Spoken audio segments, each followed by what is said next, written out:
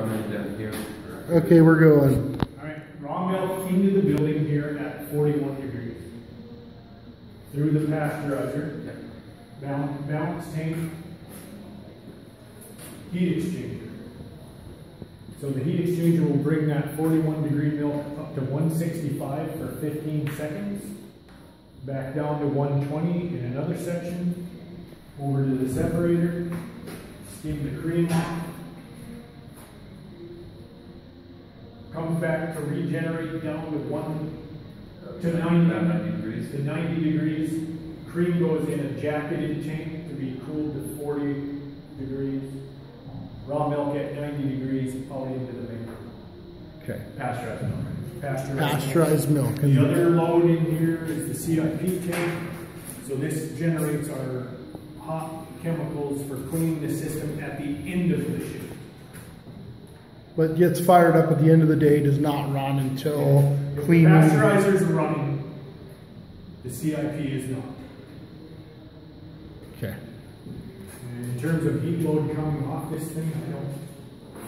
Yeah, I think it's not material. This oil cooler does not kick off.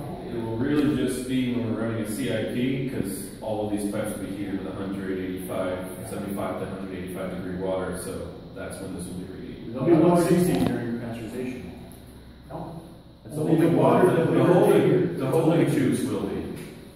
Those are yes, that's the retention time. Will be 160. Yeah, these are retention time for There will be the pasteurization. surface of those tubes. So there will be some heat coming from that. There will also be some coolant coming from cold milk coming in. But we should overcome all of that with the air exchange going through the 36-inch hole in the side of the building. If we're exchanging 2 exchanges an hour there, that is 200.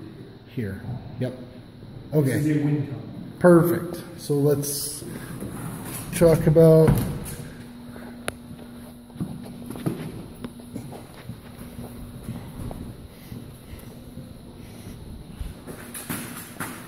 So from that room, 7,000 pounds an hour of 90 degree milk comes into these jacketed vats. The jacket holds the hot water loop. That's 190 degree water in between the jacket to heat the milk up to 90 degrees for culture and coagulation. And then there's a cooking ramp, and the ones I saw that we were looking at were to about 104 mozzarella, right? The extreme case would be to 120 with the parm.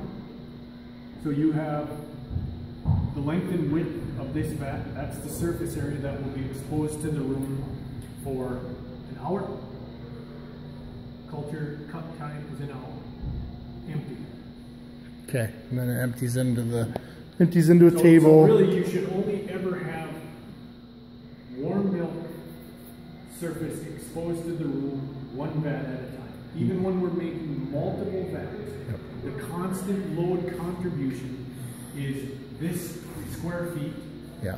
at, let's call it 100 degrees, exposed to the room. So as vat 1 is heating, vat 2 would be filling on a day when we were doing multiple vats, and then that would heat while vat 1 is drained and processed or stretched or wherever it goes. Okay. So a lot of days will be 1 vat, 1 time.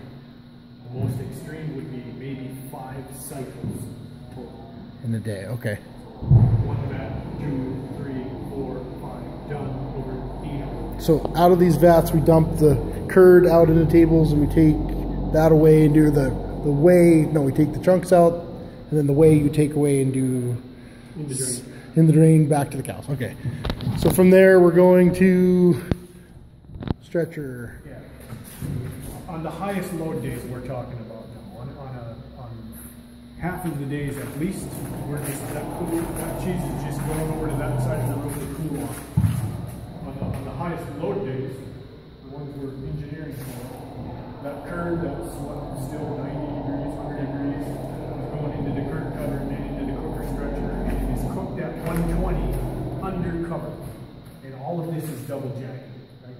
Okay. So I don't believe the heat load coming off this is going to be much. You have And we're talking about 1,000 pounds of cheese, 2,000 pounds of cheese at this point out of that vat? What's it produce? About 1,000 pounds. 1,000 per pounds. hour in a continuous flow. Okay. down the system. 1,000 pounds an hour. Okay. So we're warming up that cheese to 120 in this part of the process. And then on any given day we may be running on that side or this side. But either way, that 120 now gets pulled down to 50 in this part of the room. So that, if you think about this, we're going from 40 to 40 down there. 40 to 90 in the pasteurizer room. Yeah. We're going from 90 to 120 here. Yep. And then from 120 down to 50 with all of this surface exposed by the time we get here. So this water is 50 or this water's 30? 50. This water's 50, okay. In both of those cooling lines. Okay. So Daniel, you want to take over? out of these, once we get out of the cooling lines, Daniel, we go to, If you're out of cooling lines, we'll come into this receiving bin, and then into packaging for the logs, or packaging for the balls, mozzarella. okay, And these machines, I don't know if you know which load it is on the side, on these coming on the side, but they're expected to be pretty warm, it sounds like. okay.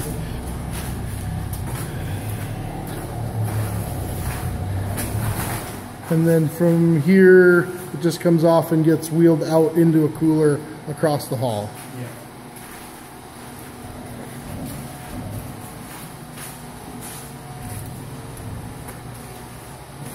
And that's it. I don't think these are our air handlers.